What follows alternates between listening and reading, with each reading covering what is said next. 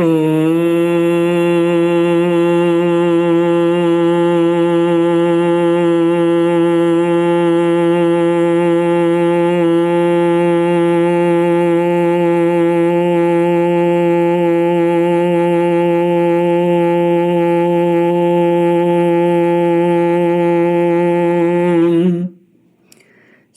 गुरुचरण कमलेभ्यो नमः।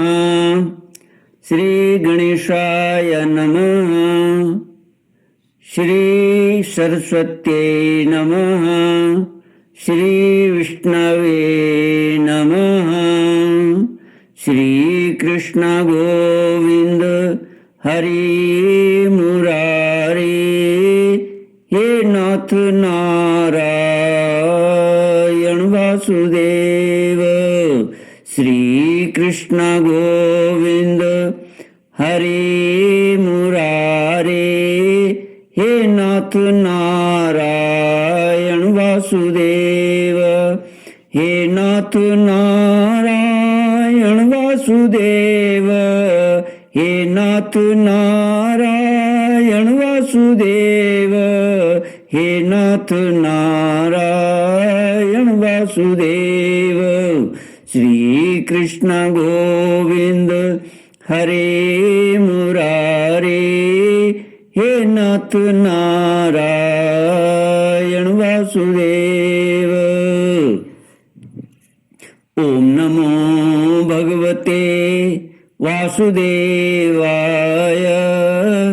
ओम नमो भगवते वासुदेवाय। ओम नमो भगवते वासुदेवाय। ओम नमो भगवते वासुदेवाय। ओम नमो भगवते वासुदेवाय। ओम नमो भगवते वासुदेवाय। कृष्णाय वासुदेवाय हरये परमात्मने प्रणतक्लेशनाशाय गोविन्दाय नमो नमः। कृष्णाय वासुदेवाय देवकी नंदनाय च नंदगोपकुमाराय गोविन्दाय नमो नमः। सच्चिदानंद रूपाय विश्वोत्पत्त्यादि हेतुवे तापत्रय विनाशाय श्री कृष्णाय वयं नमः। सच्चित आनंद स्वरूप परमात्मा जो सृष्टि के उत्पत्ति पालन और संहार करता है तथा जीवों के आध्यात्मिक आदि दैविक आदि भौतिक तापों को नष्ट करने वाले हैं, अर्थात जीवों के मानसिक शारीरिक और भौतिक कष्टों को दूर करने वाले हैं, उन श्री कृष्ण भगवान को हम नमस्कार करते हैं। श्री कृष्ण गोविंद हरे मुरारे। हे नाथ नारायण वासुदेव। श्रीमद् भागवत दशम स्कंध अथ पंचदशोऽध्यायः। श्री शुक उवाच ततश्च पौगण्डवयश्रितो व्रजे बभूव तुस्तो पशुपालसम्मतो गाश्चार्यन्तो सखिभिः समं पदैर्वृन्दावनं पुण्यमतीव चक्रुतुः। श्रीमद्भागवत 10वां स्कंद 15वां अध्याय। धेनुकासुर का उद्धार और ग्वाल बालों को कालिय नाग के विष से बचाना। श्री सुखदेव जी कहते हैं, परीक्षित, अब बलराम और श्री कृष्ण ने पौगंड अवस्था में अर्थात छठे वर्ष में प्रवेश किया था। अब उन्हें गौएं चराने की स्वीकृति मिल गई। वे अपने सखा ग्वाल बालों के साथ गौएं चराते हुए वृंदावन में जाते और अपने चरणों से वृंदावन को अत्यंत पावन करते। यह वन गौओं के लिए हरी हरी घास से युक्त एवं रंग बिरंगे पुष्पों की खान हो रहा था। आगे आगे गौएं, उनके पीछे पीछे बांसुरी बजाते हुए श्याम सुंदर, तदनंतर बलराम और फिर श्री कृष्ण के यश का गान करते हुए ग्वाल बाल। इस प्रकार विहार करने के लिए उन्होंने उस वन में प्रवेश किया। उस वन में कहीं तो भौरे बड़ी मधुर गुंजार कर रहे थे, कहीं झुंड के झुंड हरिण चौकड़ी भर रहे थे और कहीं सुंदर सुंदर पक्षी चहक रहे थे। बड़े ही सुंदर सुंदर सरोवर थे जिनका जल महात्माओं के हृदय के समान स्वच्छ और निर्मल था। उनमें खिले हुए कमलों के सौरभ से सुवासित होकर शीतल मंद सुगंध वायु उस वन की सेवा कर रही थी। इतना मनोहर था वह वन की उसे देखकर भगवान ने मन ही मन उसमें विहार करने का संकल्प किया। पुरुषोत्तम भगवान ने देखा कि बड़े बड़े वृक्ष फल और फूलों के भार से झुककर अपनी डालियों और नूतन कोपलों की लालिमा से उनके चरणों का स्पर्श कर रहे हैं। तब उन्होंने बड़े आनंद से कुछ मुस्कुराते हुए से अपने बड़े भाई बलराम जी से कहा। भगवान श्री कृष्ण ने कहा, देव शिरोमणे, यूं तो बड़े बड़े देवता आपके चरण कमलों की पूजा करते हैं, परंतु देखिए तो ये वृक्ष भी अपनी डालियों से सुंदर पुष्प और फलों की सामग्री लेकर आपके चरण कमलों में झुक रहे हैं, नमस्कार कर रहे हैं। क्यों न हो, इन्होंने इसी सौभाग्य के लिए तथा अपना दर्शन एवं श्रवण करने वालों के अज्ञान का नाश करने के लिए ही तो वृंदावन धाम में वृक्ष योनि ग्रहण की है। इनका जीवन धन्य है। आदि पुरुष, यद्यपि आप इस वृंदावन में अपने ऐश्वर्य रूप को छिपाकर बालकों की सी लीला कर रहे हैं, फिर भी आपके श्रेष्ठ भक्त मुनिगण अपने इष्ट देव को पहचान कर यहाँ भी प्रायः भौरों के रूप में आपके भुवन पावन यश का निरंतर गान करते हुए आपके भजन में लगे रहते हैं। वे एक क्षण के लिए भी आपको नहीं छोड़ना चाहते। भाई जी, वास्तव में आप ही स्तुति करने योग्य हैं। देखिए, आपको अपने घर आया देख ये मोर आपके दर्शनों से आनंदित होकर नाच रहे हैं। हरिणियां मृगनयनी गोपियों के समान अपनी प्रेम भरी तिरछी चितवन से आपके प्रति प्रेम प्रकट कर रही हैं, आपको प्रसन्न कर रही हैं। ये कोयलें अपनी मधुर कुहू कुहू ध्वनि से आपका कितना सुंदर स्वागत कर रही हैं। ये वनवासी होने पर भी धन्य हैं, क्योंकि सत्पुरुषों का स्वभाव ही ऐसा होता है कि वे घर आए अतिथि को अपनी प्रिय से प्रिय वस्तु भेंट कर देते हैं। आज यहाँ की भूमि अपनी हरी हरी घास के साथ आपके चरणों का स्पर्श प्राप्त करके धन्य हो रही है। यहाँ के वृक्ष लताएं और झाड़ियां आपकी अंगुलियों का स्पर्श पाकर आप अपना ओहो भाग्य मान रही हैं। आपकी दया भरी चितवन से नदी पर्वत पशु पक्षी सब कृतार्थ हो रहे हैं और ब्रज की गोपियां आपके वक्ष स्थल का स्पर्श प्राप्त करके, जिसके लिए स्वयं लक्ष्मी भी लालायित रहती हैं, धन्य धन्य हो रही हैं। श्री कृष्ण गोविंद हरे मुरारे, हे नाथ नारायण वासुदेव।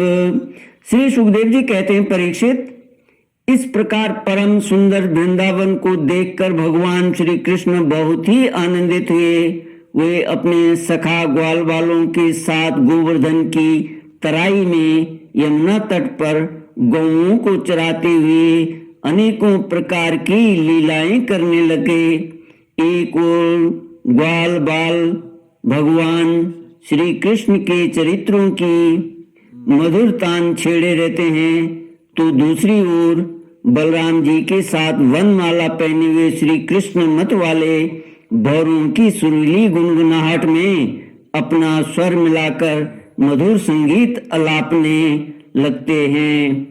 कभी कभी श्री कृष्ण कूजते हुए राजहंसों के साथ स्वयं भी कूजने लगते हैं और कभी नाचते हुए मोरों के साथ स्वयं भी ठुमुक ठुमुक नाचने लगते हैं और ऐसा नाचते हैं कि मयूर को उपहासास्पद बना देते हैं। कभी मेघ के समान गंभीर वाणी से दूर गए हुए पशुओं को उनका नाम ले लेकर बड़े प्रेम से पुकारते हैं। उनके कंठ की मधुर ध्वनि सुनकर गायों और ग्वाल बालों का चित्त भी अपने वश में नहीं रहता। कभी चकोर, क्रौंच, चकवा, भरदूल और मोर आदि पक्षियों की सी बोली बोलते, तो कभी बाघ, सिंह आदि की गर्जना से डरे हुए जीवों के समान स्वयं भी भयभीत की सी लीला करते। जब बलराम जी खेलते खेलते थक कर किसी ग्वाल बाल की गोद के तकिए पर सिर रख कर लेट जाते, तब श्री कृष्ण उनके पैर दबाने लगते, पंखा झलने लगते और इस प्रकार अपने बड़े भाई की थकावट दूर करते। जब ग्वाल बाल नाचने गाने लगते अथवा ताल ठूंक ठूंक कर एक दूसरे से कुश्ती लड़ने लगते, तब श्याम और राम दोनों भाई हाथ में हाथ डालकर खड़े हो जाते और हंस हंस कर वाह वाह करते। कभी कभी स्वयं श्री कृष्ण भी ग्वाल बालों के साथ कुश्ती लड़ते लड़ते थक जाते तथा किसी सुंदर वृक्ष के नीचे कोमल पल्लवों की सेज पर किसी ग्वाल बाल की गोद में सिर रखकर लेट जाते। परीक्षित, उस समय कोई कोई पुण्य के मूर्तिमान स्वरूप ग्वाल बाल महात्मा श्री कृष्ण के चरण दबाने लगते और दूसरे निष्पाप बालक उन्हें बड़े बड़े पत्तों या अंगूछियों से पंखा झलने लगते। किसी किसी के हृदय में प्रेम की धारा उमड़ आती तो वह धीरे धीरे उदार शिरोमणि परम मनस्वी श्री कृष्ण की लीलाओं के अनुरूप उनके मन को प्रिय लगने वाले मनोहर गीत गाने लगते। भगवान ने इस प्रकार अपनी योग माया से अपने ऐश्वर्यमय स्वरूप को छिपा रखा था। वे ऐसी लीलाएं करते जो ठीक ठीक गोप बालकों की सी ही मालूम पड़ती। स्वयं भगवती लक्ष्मी जिनके चरण कमलों की सेवा में संलग्न रहती हैं, वे ही भगवान इन ग्रामीण बालकों के साथ बड़े प्रेम से ग्रामीण खेल खेला करते थे। परीक्षित, ऐसा होने पर भी कभी कभी उनकी ऐश्वर्यमयी लीलाएं भी प्रकट हो जाया करती। बलराम जी और श्री कृष्ण के सखाओं में एक प्रधान गोप बालक थे, श्रीदामा। एक दिन उन्होंने तथा सुबल और स्तोक कृष्ण, छोटे कृष्ण आदि ग्वाल बालों ने श्याम और राम से बड़े प्रेम के साथ कहा, हम लोगों को सर्वदा सुख पहुंचाने वाले बलराम जी, आपके बाहुबल की तो कोई था ही नहीं है। हमारे मनमोहन श्री कृष्ण दुष्टों को नष्ट कर डाला तो तुम्हारा स्वभाव ही है। यहाँ से थोड़ी ही दूर पर एक बड़ा भारी वन है, उसमें 5 के 5 ताड़ के वृक्ष भरे पड़े हैं। वहां बहुत से ताड़ के फल पक पक कर गिरते रहते हैं और बहुत से पहले के गिरे हुए भी हैं। परंतु वहां धेनुक नाम का एक दुष्ट दैत्य रहता है। उसने उन फलों पर रोक लगा रखी है। बलराम जी और भैया श्री कृष्ण, वह दैत्य गधे के रूप में रहता है। वह स्वयं तो बड़ा बलवान है ही, उसके साथी और भी बहुत से उसी के समान बलवान दैत्य उसी रूप में रहते हैं। मेरे शत्रुघाती भैया, उस दैत्य ने अब तक न जाने कितने मनुष्यों को खा डाला है। यही कारण है कि उसके डर के मारे मनुष्य उसका सेवन नहीं करते और पशु पक्षी भी उस जंगल में नहीं जाते। उसके फल हैं तो बड़े सुगंधित, परंतु हमने कभी नहीं खाए। देखो ना, चारों ओर उन्हीं की मंद मंद सुगंध फैल रही है। तनिक सा ध्यान देने से उसका रस मिलने लगता है। श्री कृष्ण, उनकी सुगंध से हमारा मन मोहित हो गया है और उन्हें पाने के लिए मचल रहा है। तुम हमें वे फल अवश्य खिलाओ। दाऊ दादा, हमें उन फलों की बड़ी उत्कट अभिलाषा है। आपको रुचि तो वहां अवश्य चलिए। श्री कृष्ण गोविंद हरे मुरारे, हे नाथ नारायण वासुदेव। ओम पूर्णमद पूर्णमिदं पूर्णात् पूर्णमुदच्यते पूर्णस्य पूर्णमादाय पूर्णमेवावशिष्यते। ओम शांति शांति शांति। हरि ओम। श्री